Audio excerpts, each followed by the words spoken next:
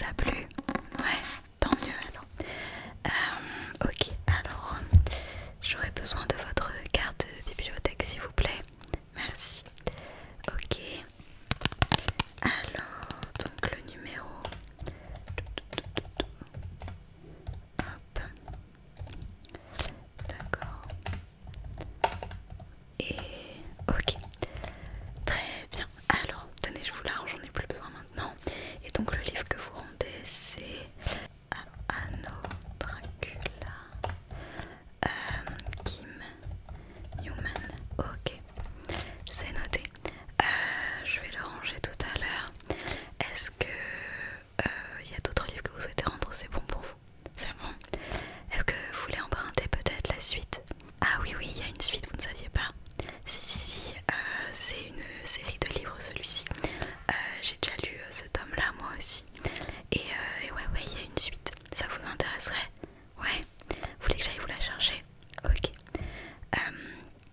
Est-ce que vous voulez que j'en profite pour vous peut-être vous sélectionner d'autres livres à ce moment-là, vu qu'on a l'air d'avoir des goûts assez similaires? Ouais, vous avez un peu envie de trucs un peu fantastiques. Ok. Bah écoutez, je vais aller vous chercher des petits trucs voilà, dans ce thème-là. Et je reviens alors. Alors je suis de retour. Donc comme je vous l'ai dit, je vous ai trouvé donc le tome 2. C'est celui-ci. Donc là, le titre c'est Le Baron Rouge Sang. Donc est-ce que vous voulez que je vous lise le résumé quand même? Ou pas? Non? Ok, bon je comprends, ça pourrait peut-être vous spoiler un petit peu. Personnellement je l'avais commencé à un moment donné, mais je n'ai pas prolongé ma lecture. Je pense que j'étais pas dans le bon mood. Et j'espère que ça vous plaira et n'hésitez pas à me donner un petit peu votre opinion quand vous l'aurez terminé. Donc celui-ci vous le prenez du coup, hein? Ouais, ok. Alors je vais juste renoter. Donc on a dit Le Baron Rouge Sang de Kim Newman. Très bien. Alors je vais vous montrer un petit peu sinon ce que j'ai sélectionné pour vous. Alors il y a un peu de tout. J'ai essayé de prendre des choses aussi qui étaient peut-être un poil différentes, mais voilà, je me suis dit peut-être que ça pourrait vous plaire.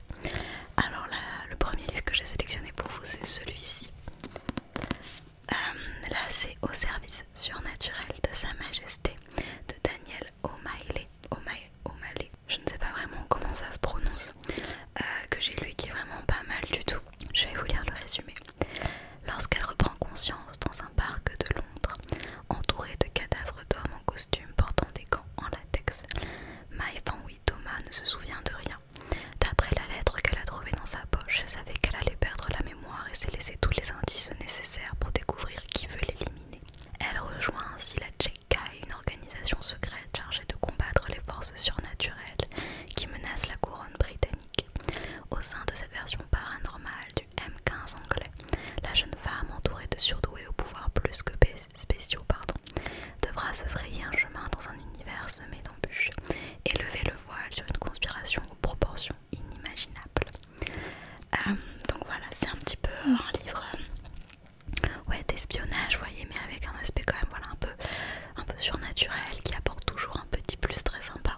Pareil, celui-ci, il y a un deuxième tome que je n'ai pas encore lu, mais en tout cas celui-ci est vraiment très bien, donc je vous le recommande chaudement. Je pense vraiment que si vous avez aimé le Anno Dracula que vous m'avez rendu, celui-ci devrait vraiment vous plaire. Et là on est sur une quantité de pages à peu près similaire. Bon, voilà, 660 pages à peu près, voilà, donc de quoi passer un assez bon moment. Est-ce qu'il vous intéresserait?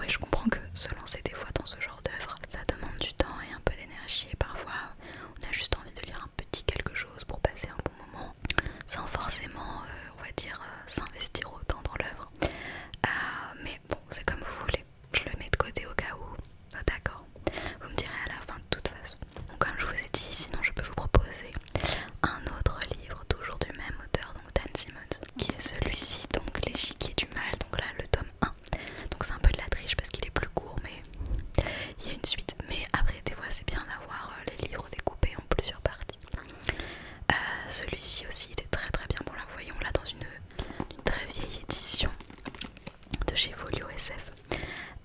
Je voulais le résumer également. Ils ont le talent, ils ont la capacité de pénétrer dans notre esprit pour nous transformer en marionnettes au service de leur perversion et de leur appétit de pouvoir. Ils tirent les ficelles de l'histoire. Sans eux, le nazisme n'aurait peut-être jamais existé et nombre de flambées de violence, tueries, accidents inexpliqués n'auraient peut-être pas ensanglanté notre époque, car ils se livrent aussi entre eux une guerre sans merci. Selon des règles empruntées à celles des échecs, ce sont des vampires psychiques. Comme vous avez pu le voir dans le résumé, il y a encore cet aspect très historique où ce serait finalement des personnes qui peuvent contrôler les autres, qui seraient la cause finalement de toutes les violences qu'on a dans le monde parce qu'ils jouent entre eux à un jeu et que finalement les autres êtres humains ne sont que des pions un petit peu dans tout ça, des pions d'un jeu d'échecs. C'était vraiment très très très très bien. Je l'ai lu également, j'ai pas lu la suite encore, j'ai vraiment beaucoup de mal à lire les suites, vous pouvez vous en rendre compte, mais vraiment une très bonne lecture, une très bonne manière aussi de découvrir Dan Simmons. Vous voyez, je vous avais dit, il y a toujours un côté très historique dans ces livres, et voilà, un petit peu plus court, lui il fait, attendez, laissez-moi regarder, 600 pages, presque 700. Bon, il écrit rarement des petits livres, je vous l'accorde. Est-ce que celui-ci vous plaît? Ouais, ça vous dit peut-être bien. Ok, je le mets de côté. Mais de toute façon, si jamais ces deux-là peut-être finalement ne vous intéressent pas, on en a beaucoup d'autres de lui en rayon, donc vraiment n'hésitez pas à les regarder. J'ai choisi cela parce que c'est ce que j'ai lu et donc je peux vous en parler un peu. Vraiment, je pense que Dan Simmons, vous pouvez y aller les yeux fermés. Alors j'ai encore deux petits livres à vous présenter. Alors pareil, cette fois-ci, encore un petit peu différent. Alors tout d'abord j'ai celui-ci. Donc c'est un livre d'Adam Neville, personne ne sort d'ici vivant. Ça promet. Là on est sur un registre beaucoup plus horreur, vous voyez. Contrairement aux autres qui sont pas forcément des livres qui se veulent, voilà, dans ce domaine-là, malgré le côté surnaturel, etc. Il n'y a pas forcément une volonté de faire peur, forcément. Ce qui est différent dans ce livre-là, puisque là c'est un peu le cas. Alors je vous lis le résumé. Stéphanie est seule, sans argent, et elle peine à trouver un logement. La chance lui sourit quand elle finit par dénicher une chambre au loyer abordable dans une vaste demeure de Birmingham. Mais au 82 Edge Hill Road, on aurait tort de se fier aux apparences. L'atmosphère inquiétante qui règne dans cette maison délabrée inspire un profond malaise. Et c'est sans compter les murmures dans la cheminée, les bruits de pas dans le couloir, les pleurs de femmes qui s'élèvent derrière les murs et les accès de violence du propriétaire. Pourtant, le cauchemar ne fait que commencer. Stéphanie parviendra-t-elle à s'enfuir de ce lieu maudit où personne ne peut l'entendre crier? Voilà, donc là on est sur une ambiance qui se veut déjà un peu plus horreur, mais je l'ai trouvé très très bien. Il y a vraiment on va dire que c'est pas que de l'horreur non plus surnaturelle et paranormale. Alors il y en a vraiment, mais il n'y a pas que ça, il y a aussi une horreur plus humaine, j'ai envie de vous dire. Et le combo des deux fait qu'on est sur un livre voilà, qui avec beaucoup de tension, mais que j'ai trouvé personnellement très très bien. Alors j'étais surprise de voir que sur internet il y avait pas mal de gens qui n'avaient pas vraiment aimé, qui trouvaient le livre un peu longué, vous voyez. Et c'est vrai que on va dire que comment vous dire ça, l'ambiance met du temps à s'installer, enfin dans le sens que l'auteur pose les choses petit à petit, mais je trouve que personnellement que c'était plutôt bien fait. Donc voilà, ouais, non c'est pas trop ce genre de livre que vous recherchez, d'accord? Donc là vraiment pas de l'horreur pure, c'est pas ce que vous voulez. Non mais je comprends, y a pas de souci. Alors je le mets là-bas. Et le dernier livre que je voulais vous présenter, ce n'est pas du... Alors il n'y a pas de surnaturel dedans, c'est on va dire une biographie de quelqu'un, mais voilà, je trouvais que ça pourrait être intéressant. Donc c'est les 1001 vies de Billy Milligan de Daniel Case.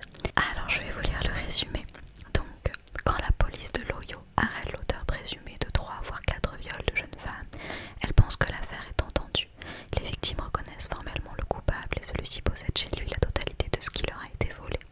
Pourtant ce dernier nie farouchement. Son étrange comportement amène ses avocats commis d'office à demander une expertise psychiatrique. Et c'est ainsi que tout commence. On découvre que William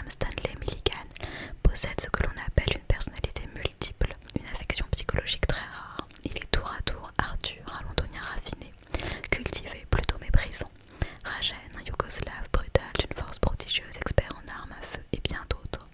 En tout, 24 personnalités d'âge, de caractère et même de sexe différents. Alors ce livre, il y a eu un film dessus qui s'appelle Split, enfin ce livre sur la vie de Billy Milligan, voilà. Et ce livre donc raconte en fait toute sa vie et tout ce, on va dire la découverte de cette personnalité multiple, des procès qu'il y a eu, de voilà tout ce qui s'est passé. Et donc là on n'est pas dans de la fiction et du paranormal, mais finalement je trouve que c'est un livre qui est très très intéressant et qui parle finalement de quelque chose, voilà, qui paraît à nos yeux peut-être mystérieux, voilà. Je sais pas si c'est très clair ce que je vous dis, mais c'est très intéressant. C'est un livre qui questionne aussi beaucoup la question de justice. Ça se fait poser beaucoup de questions et non, vraiment très très très bien. Voilà pour les petits livres que je voulais vous présenter. Alors est-ce qu'il y en a certains qui vous ont convenu ou pas? Ouais, donc pas les deux derniers. Ouais, celui-ci peut-être une autre fois. Ok, je comprends. Alors du coup, hop, vous m'avez dit pas celui-là et pas celui-là. Ouais, Dan Simmons, vous en voulez un? Lequel? Est-ce que vous préférez Troutou ou l'échiquier du mal? Ou vous préférez commencer par un plus petit? Ouais, l'échiquier du mal. Bon, vous verrez, il est vraiment très très bien. Alors, je prends note. Et vous prenez aussi celui-ci. Ouais, ok. Bon, vous allez voir, vous allez passer de très bons moments de lecture. Alors, attendez, je vais juste rajouter les titres à votre empreinte. Donc, on a dit l'échiquier du mal. Hop, Dan Simmons. Ok, je vous le mets ici et au service.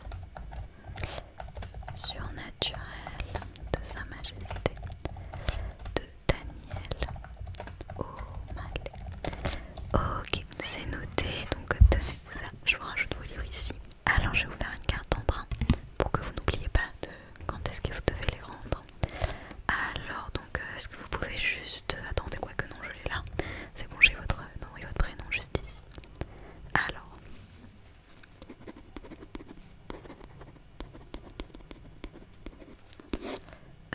on est le... Ok.